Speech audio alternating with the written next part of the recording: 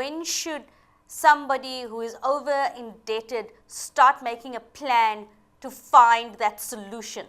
How far into it should people say, okay, I've got a problem? Immediately that a lot of the time, some of the issues that happen to us, we know a bit in advance. If you are going to be retrenched, you would get notification that there will be a retrenchment. If you are pregnant, you know that in 9 months' time, I'm going to have a baby, and this is the impact that it's going to have.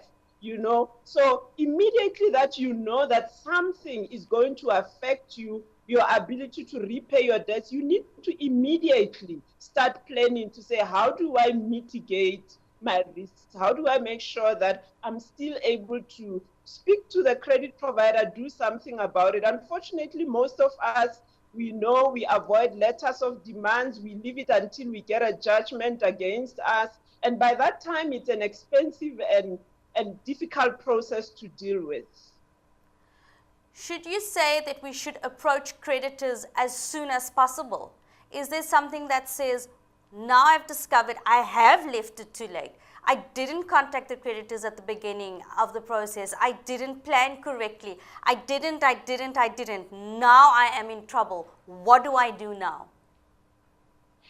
Well, although we advise consumers to contact the credit provider themselves, we find that a lot of the time consumers are not skilled in that process. They don't know what to do, who to speak to, because institutions are huge. So you will find 15 departments that deal with 10 different things. Magauta, my problem is that somebody is over indebted.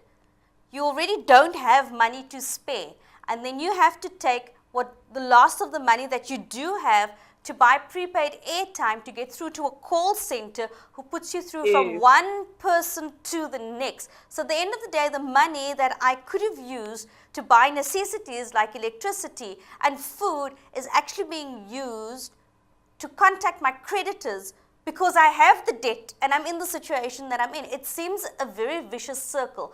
How do you suggest consumers battle that? I think, we have debt counselors and we have other experts that can assist you with that process. Because I think, the mistakes that consumers make in the process become more expensive in the long term if they don't know what they are doing. Because we find that a lot of the time they would make an offer to the credit provider, but that offer is not sustainable because they haven't done a proper income and expenditure assessment. They haven't assessed their situation properly. So they just respond to demands by the credit provider. So it's better to speak to an expert who will, do a budget assessment for you, advise you on what is the best option for you, and make an informed choice of what you would be able to do going forward.